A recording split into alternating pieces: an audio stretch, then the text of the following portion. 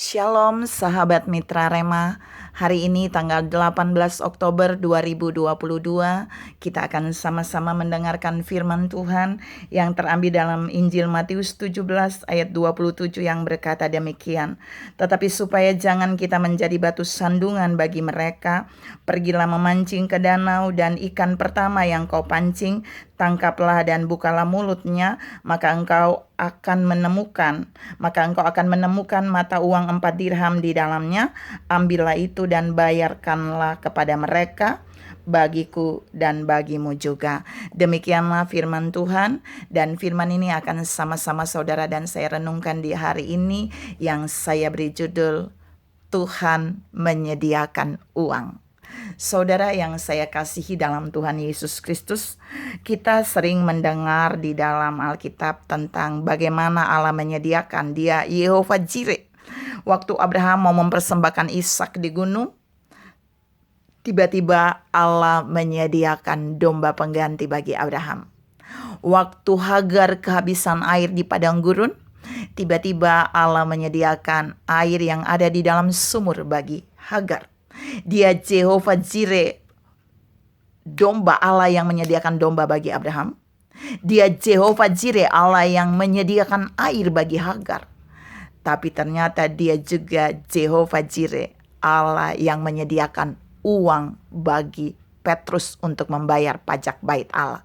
Kita mau lihat apa yang tadi saya baca di dalam Injil Matius 17 ayat 27.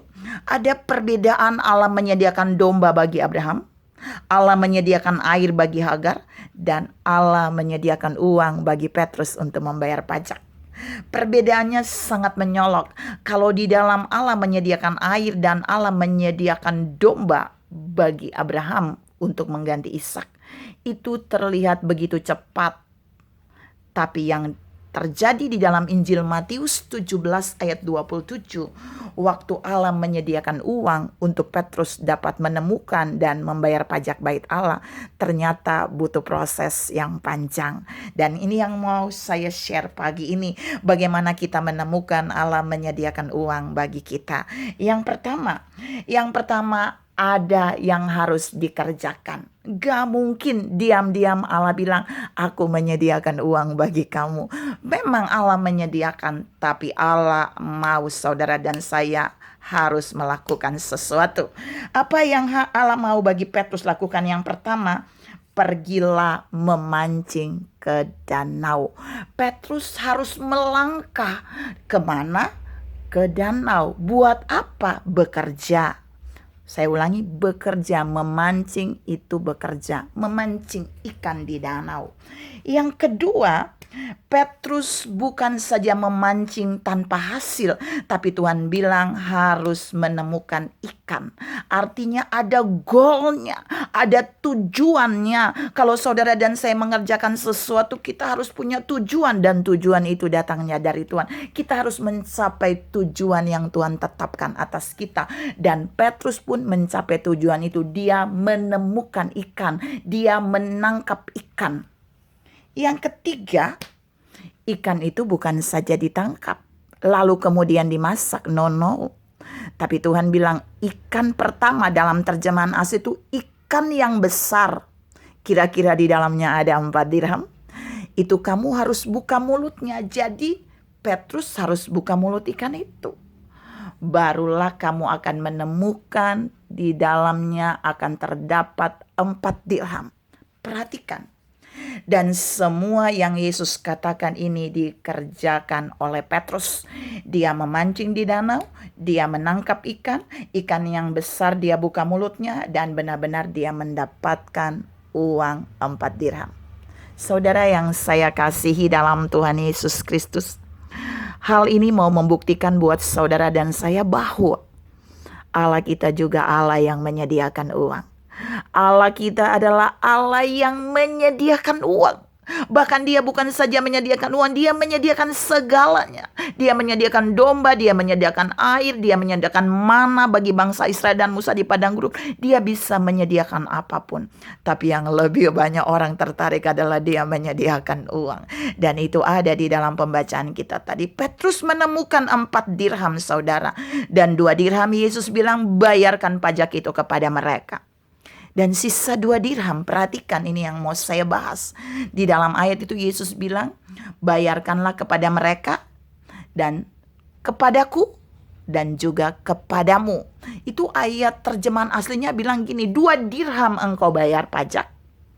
Sisa 2 dirham itu 1 untuk aku, 1 untuk Yesus. Dan 1 lagi bagi Petrus. Tapi ada penekanan Yesus di ayat itu kalau kita lihat dalam terjemahan asli. Yang 1 untuk aku, itu aku berikan juga bagi kamu. Jadi bagian Yesus berikan bagi Petrus yang bekerja. Kalau kita hitung, bayar pajak 50% dari yang Petrus dapat. Tapi Petrus pun mendapatkan upah 50% dari hasil kerjanya. Saya mau beritahu buat saudara bahwa Sang Jehovah Jireh, dia menyediakan uang bagi Petrus. Waktu Petrus bekerja, melakukan seperti apa yang Tuhan mau, dan dia taat melakukannya, maka dia mendapatkan upah. Upahnya lebih dari yang dia pikirkan. Saudara tahu sesungguhnya Tuhan hanya buat Petrus pergi mengambil ikan, menangkap ikan itu untuk membayar pajak bait Allah. Jadi Allah menyediakan uang itu supaya Petrus bisa membayar pajak bait Allah. Tapi ternyata di dalamnya, di luar dugaan Petrus, Petrus juga diberikan 2 dirham oleh Yesus. Tuhan mau katakan di poin ini buat saudara dan saya bahwa kita gak boleh takut, gak boleh khawatir. Karena Allah sanggup menyediakan bagi setiap anak-anaknya yang mau bekerja sesuai tujuan ilahi, dan lakukan itu untuk kemuliaan Tuhan.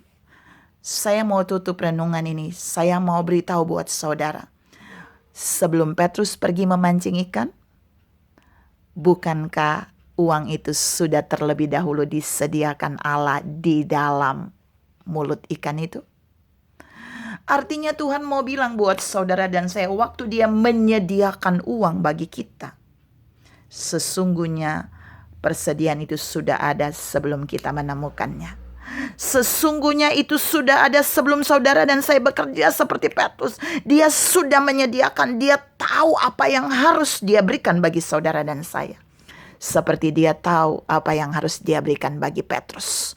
Uang 2 dirham dari hasil sisa membayar pajak bait Allah tidak Yesus berikan kepada Yohanes, tidak Yesus berikan kepada Thomas, tidak Yesus berikan kepada Yudas. Mengapa?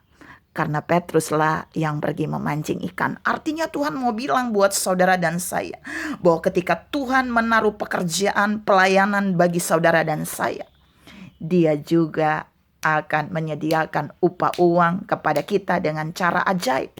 Apapun caranya, saudara dan saya tidak perlu tahu. Tapi yang saudara dan saya perlu tahu, bekerjalah dengan giat.